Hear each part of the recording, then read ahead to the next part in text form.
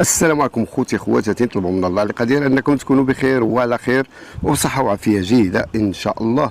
اول شيء غنبداو به الفيديو ديالنا هو لي كارتيليزاتوريالي اي باتشي فيسكالي. غادي نحاولوا اننا نقربوا الفكره للعديد ديال عباد الله اللي عندهم كريديات، عندهم فيرمو ادمنستراتيف على السياره، ما قادرينش يشريو شي سياره اخرى، ولا شراوها خصهم يعني يديروها في شي اسم ديال شي واحد اخر من العائله ديالهم. المهم في هذا الفيديو هذا غادي نحاولوا نشرحوا المسائل هذه، ونبداو باول شيء اللي هو الباتشي فيسكالي. شنو هو الباتشي فيسكالي؟ الباتشي فيسكالي هي واحد الفرصه كتعطيها الدوله الايطاليه الناس اللي عندهم ديون مع لاجنسيه ديال الانتراتي اللي هي مصلحه الضرائب.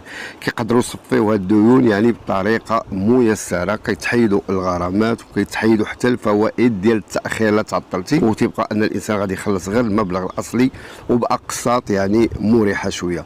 شكون اللي عنده الحق انه يستافد؟ اي واحد عنده